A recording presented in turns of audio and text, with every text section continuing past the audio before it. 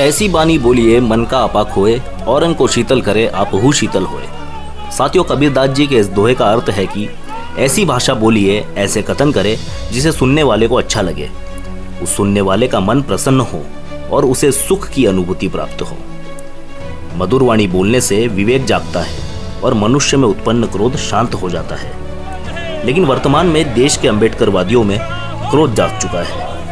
कारण है जब से उन्होंने हमारे गृह मंत्री अमित शाह साहब का राज्यसभा में यह कथन सुना है। यह सब देखकर लगता है कि देश में माहौल ठीक नहीं है। अब एक तरफ परभनी में डॉक्टर अंबेडकर की प्रतिमा को क्षति पहुंचाने का दुस्साहस किया गया, दूसरी ओर आंदोलनकारी सोमनाथ सूर्यवंशी की मृत्यु हुई। वही अब अमित शाह साहब के इस कथन ने गोंदिया के अंबेडकरवादियों के मन में क्रोध उत्पन्न कर दिया है।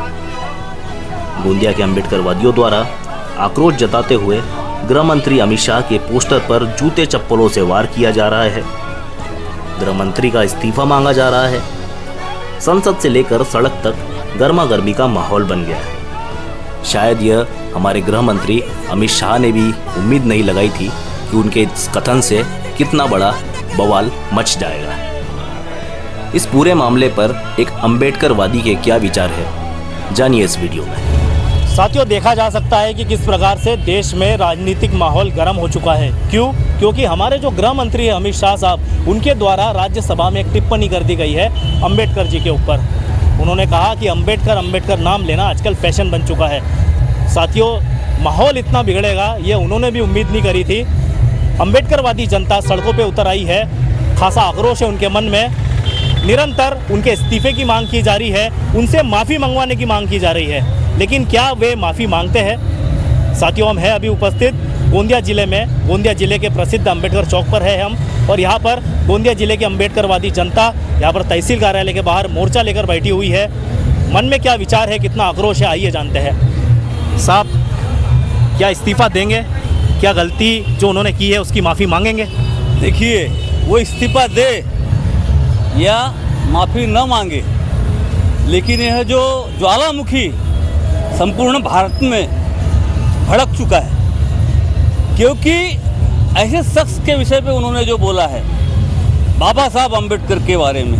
बाबा साहब अम्बेडकर आज भारत के ही नहीं, और भारत के सिर्फ दलितों के ही नहीं, तो अल्पसंख्यक बहुजन समाज के नेतृत्व है, उनका नेतृत्व करने वाले, उन्हें सही मार्ग पे लेके जाने वाले लीडर हैं। और ऐसे शख्स के बारे में अमित शाह हो या मोदी हो या भारतीय जनता पार्टी के या आरएसएस के कमीने लोग हो, ये यदि कुछ बोलते हैं, कहते हैं, तो बाबा साहब के ऊपर कोई फर्क नहीं पड़ता।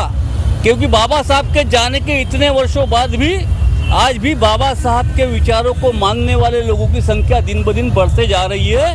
बाबा साहब को अमेरिका में सिंबल ऑफ नॉलेज कहा जाता है। तो यह जो बातें हैं, यह बातें इन मनुवादियों को, इन आरएसएस के लोगों को, इन भाजपा के लोगों को हजम नहीं होती, और एन केन प्रकार किसी न किसी बहाने बाबा साहब अम्बेडकर को नीचा दिखाने की बात करते। लेकिन बताना चाहता हूँ कि बाबा साहब खुद स्वयं प्रकाशित सूर्य है, उन्हें कोई नीचा दिखा नहीं सकता, और उन्हें जो नीचा दिखाना चाहेगा वो खुद ही इस सूर्य के अंगार में तपन होकर तप के मर जाएगा।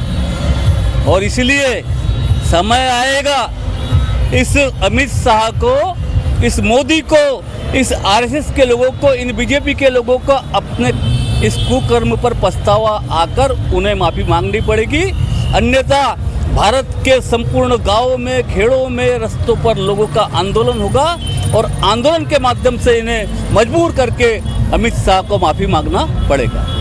मुझे तो इस बात का दुख होता है साथियों कि छोटी छोटी बात पर सुप्रीम कोर्ट सुमोटो लेता है और तुरंत कार्यकलाप करता है, लेकिन इतनी बड़ी घटना होने के बाद इस देश का सुप्रीम कोर्ट चुप है। सुप्रीम कोर्ट ने सुमोटो लेके क्यों नहीं उसको अभी तक इस्तीफा देने के लिए मजबूर किया? यानी ये लोग भी संविधान को मानते तो है, लेकिन इनके भी मन में कहीं न कहीं वो सांप्रदायिकतावाद, जातिवाद है, या बाबा साहब अम्बेडकर के विचारों को नीचा दिखाने का काम कर रहे हैं। आज के दिन ऐसा लगने लगा है। साहब कहीं ना कहीं आपकी भाषा में विपक्ष बोल रहा है ऐसा लगता है, क्योंकि उनने भी फिर प्रेस कॉन्फ्रेंस करी थी अमित शाह साहब ने, उन्होंने कहा था कि तोड़ मरोड़ के पेश किया जा रहा है मेरे भाषण को, और यह पूरा विपक्ष का काम है कि जनता को उकसा रहा है, भड़का रहा है। मैंने पूरी क्लिप सुनी है, अमित शाह ने जो जो बात कही वो बात मैंने पूरी सुनी है, लेकिन बाबा साहब आम्बेडकर ने जिन मुद्दे को लेकर कांग्रेस को अपना इस्तीफा मंत्री पद का दिया था वो मुद्दा तो उन्होंने बोला ही नहीं। बाबा साहब का मंत्री पद से इस्तीफा देने का मुख्य मुद्दा था Hindu code bill. Hindu code bill पर जब कांग्रेस के ही कुछ लोग असहमत हुए, उस बात से नाराज होकर, उस बात से दुखी होकर बाबा साहब आम्बेडकर ने हिंदू कोड बिल के मुद्दे पर इस्तीफा दिया। लेकिन पंडित जवाहरलाल नेहरू जो कि प्रधानमंत्री थे, उन्होंने तुरंत लेटर लिखकर बाबा साहब को कुछ दिनों तक बने रहने के लिए बात कही थी, और बाद में बाबा साहब के बाद हिंदू कोड बिल को धीरे धीरे नेहरू जी ने ही अपने कार्यकाल में पार्ट में लागू किया।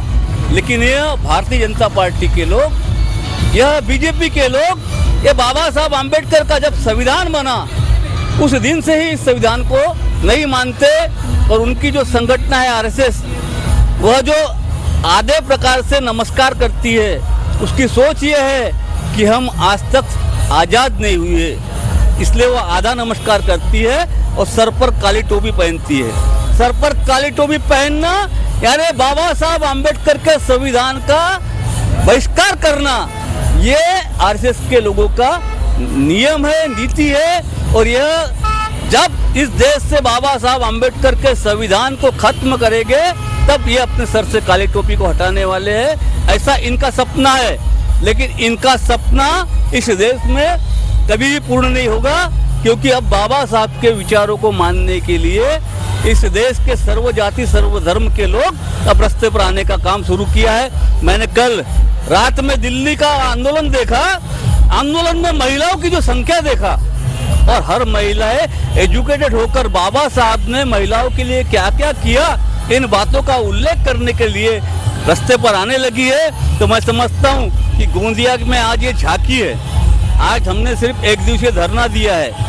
1 दिवसीय धरने के बाद 8 दिनों में रास्ता रोको आंदोलन करने वाले हैं, और 8 दिन के रास्ता रोको आंदोलन के बाद 8 दिन में यदि इसने अमित शाह ने माफी नहीं मांगी, तो संपूर्ण गोंदिया जिला बंद का आह्वान भी इसी बैनर के तले हमने करने का निर्णय ले चुके हैं। और आज तो मैं इस बात से खुश हूँ कि कल मात्र 4 बजे हमने 4:30 बजे मीटिंग कॉल अप की है।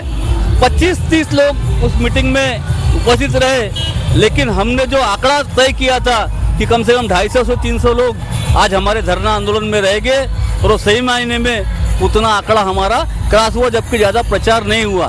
और जब गोंदिया बंद का हम काम करने वाले हैं, तब उसका प्रचार प्रसार 2 दिन पहले से करेंगे, संपूर्ण व्यापारी संगठनों से मिलेंगे, और इस बात के लिए सरकार को मजबूर करने के लिए गोंदिया बंद का काम हम करके। YouTube channel Gondia news Hindi को लाइक करें, सब्सक्राइब करें और शेयर करें। धन्यवाद।